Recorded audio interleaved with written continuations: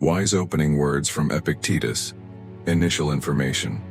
The great Stoic thinker Epictetus once said, "Only build friendships with people who elevate you and steer your life in a positive direction, as their presence transforms you into a better person." We will explore this idea through the lens of Stoic philosophy, discussing 7 types of people who can hinder your Stoic mindset and growth, as well as how to manage these challenging relationships. Types of people you should avoid. Number 1. How to deal with constant complainers. The power of Stoic wisdom. In our lives, there are always people who never hesitate to express their dissatisfaction. A friend, a family member, or a colleague. Whether it's at work, during daily events, or at a favorite restaurant, they find fault in everything. You might think this doesn't bother you and that you simply ignore them. But saying it is easier than doing it. Constant exposure to such negativity can seriously impact your mental well-being. The Stoic philosophy teaches us how to handle these situations. It encourages us to focus on solutions rather than dwelling on problems. For example, imagine working on a project with someone who does nothing but complain in every meeting. This drains the team's energy and morale while diverting focus away from productive decisions. Over time, you might even feel increasingly frustrated with the project, and perhaps even life in general. So how can a Stoic approach help us in such situations? 1. Limit contact. If it's possible, minimize your interaction with the person. However, this may not always be feasible, especially if they are a family member or a close colleague. 2. Mental distancing. Learn to mentally distance yourself from their complaints. Imagine their negativity as a temporary and powerless storm, while you remain a solid and unshakable mountain of inner peace. 3. Redirect the conversation. Steer the conversation toward something constructive. As Marcus Aurelius said, "You have power over your mind, not outside events. Realize this, and you will find strength." Use this wisdom to shift the dialogue towards solutions instead of problems. Stoic wisdom offers us the tools to preserve our mental tranquility and ensures that the negativity of chronic complainers doesn't take over. Apply these strategies to protect your peace and eliminate negative energy from your life. The whiner types of people you should avoid. Number 2. Facing the drama magnet on the path of resilience and virtue. Imagine your life as a ship sailing through calm waters. Suddenly, you encounter a whirlpool known as the drama magnet. This person brings with them an endless series of crises, conflicts, or arguments. At first, their energy might attract you, and you may mistake it for excitement or passion. However, you soon realize that being within their orbit feels like navigating a storm, a draining and hazardous experience. What makes dealing with drama magnets particularly challenging is that their crises often feel like your own chaos. Their energy is contagious, and you may find yourself entangled in conflicts you were never initially involved in. So how can you maintain your emotional balance in such situations? One practical approach is to avoid getting drawn into their drama by staying emotionally detached. For instance, practice selective unavailability. Set specific times to turn off your phone or dedicate moments solely to your work or personal growth. Let others know that during these periods, you won't be reachable. The great Stoic philosopher Seneca once said, "True happiness is to enjoy the present without anxiety for the future." This principle is especially helpful when dealing with drama magnets. Instead of worrying about the next crisis, focus on the serenity of the present moment. Do not allow someone else's drama to disrupt your peace. Keep your ship away from the whirlpools that threaten your journey and make calm navigation your way of life. By avoiding the turbulence, you protect your resilience and let virtues guide you on your path forward. Types of people you should avoid. Number 3. personal growth and building confidence in life. Some people inspire and support you on your journey toward personal growth and peace of mind. They are like artists who bring depth and life to a canvas with every brushstroke, helping you progress in life. On the other hand, there are those who enter your studio, glance at your unfinished work, and immediately start criticizing. Are you sure this color works? Or, most artists never do it this way. This isn't constructive feedback. It's a constant stream of doubt and negativity. For instance, imagine you are excited about starting a new career. You've done your research, spoken to professionals in the field, and prepared your plans. But when you share your enthusiasm with these naysayers, they quickly list all the reasons why it won't work. The market is too competitive, you lack the right skills, or you're likely to fail soon. Over time, their doubts can start to feel like your own, and the confidence you once had in your vision begins to waver. So, what do? This situation becomes even harder when the people discouraging you are close to you. However, there are unconventional but effective ways to manage this. First, instead of giving them a chance to attack your ideas, ask for their advice. When people see themselves in a mentoring role, they are less likely to criticize and more likely to offer constructive input. The second approach is to shift the narrative through a technique called positive confrontation. Instead of absorbing their negativity, turn the conversation towards solutions. For example, if someone says, "You'll never succeed in this field," respond with, "What do you think someone would need to succeed in this field?" This not only deflects the negativity but also fosters a more productive discussion. Remember the famous words of the Stoic philosopher Epictetus: "We have 2 ears and 1 mouth so that we can listen twice as much as we speak." Listening doesn't mean you have to accept all the negativity. It means sifting through the noise to find valuable insights that can contribute to your personal growth. Continue painting your life with your own colors. Don't let anyone turn your vibrant masterpiece into a dull, gray landscape. The doubter types of people you should avoid. Number 4. The victim mentality that sees life as a chess game, a Stoic perspective.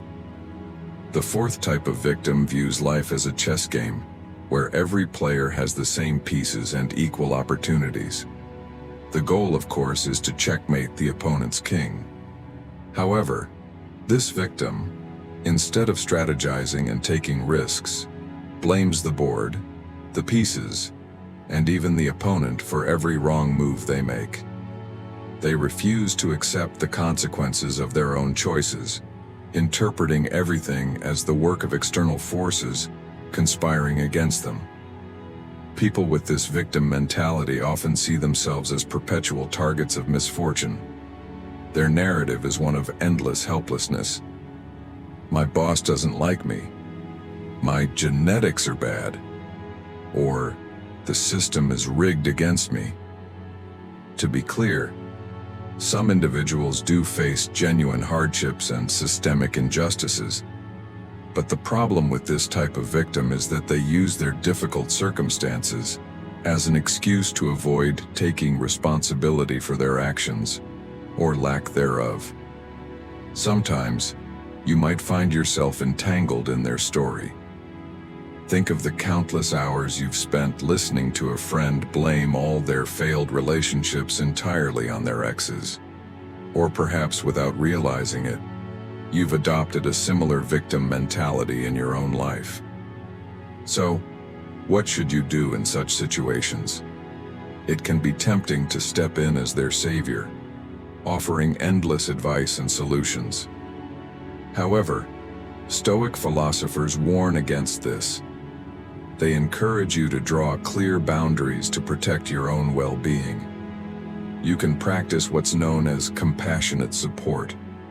Show empathy and kindness, listen attentively, but resist the urge to rescue them from their circumstances. Avoid becoming their constant problem solver. As Marcus Aurelius once said, "The best revenge is not to be like your enemy." If you find yourself caught up in the victim's narrative, resist the temptation to lose yourself in their story. Instead, focus on managing your own chessboard. Remember, in the chess game of life, being perpetually in check is not usually fate. It's often a choice. Make sacrifices when necessary, but not for revenge or pity. Play to grow and learn. Types of people you should avoid. Number 5. The most toxic positivist. This person is one of the most toxic positivists you've ever met. They are always spreading sunny skies and endless streams of emojis. When you're going through tough times, they're the ones telling you to simply be happy. With their waves of bright optimism, they disregard your feelings and experiences, trying to make you imagine your life as a garden full of blooming flowers. But let's not forget, gardens have not only flowers, but also weeds and pests. The toxic positivist insists on ignoring everything that hasn't bloomed yet. Your roses might have aphids, but they say, just focus on the flowers. They tell you not to let negativity into your garden, but while it may sound uplifting, their approach can leave you feeling disconnected from reality, unsure, and invalidated. Seeking sadness, confusion, and emotional balance is not aligned with the toxic positivist's advice of just smile and be happy. Excessive positivity disregards the complexities of human emotions and the realities of life's difficulties. How can you nurture your garden without letting the toxic positivists trample it with their casual sprinkling of just be happy advice? The only correct approach to emotions is to engage in a conversation that includes both light and shadow. When they say, look on the bright side, you can respond, yes, I'm thankful for my health, but it's not all good when it comes to this specific issue. Both aspects can coexist. You can also use what psychologists call emotional granularity, which is the ability to feel and differentiate a wide spectrum of both positive and negative emotions when things are toxic. While the positivist urges you to simply be happy, take a moment to acknowledge and label your delicate feelings. I feel a bit melancholic today because of X. This can be a liberating affirmation, especially when referencing Stoic philosophy. Seneca once said that true happiness lies in understanding our duties. It's about enjoying the present moment without worrying about the future, recognizing balance, and always understanding that both pleasant and unpleasant duties exist. The current Stoic approach isn't just about focusing on the positive or the negative. It's about embracing the complexity of life with equanimity. So, when the toxic positivist sprinkles their candy-like advice into your garden, take a step back. Remember, for your garden to bloom, it needs both the sunshine and the rain. Embrace your entire emotional spectrum and continue nurturing your garden with the richness and complexity it deserves. The overly optimistic types of people you should avoid. Number 6. The schemer. In the script, you are the main character. In a movie script, you are the main character and you have your own vision of how the story will unfold.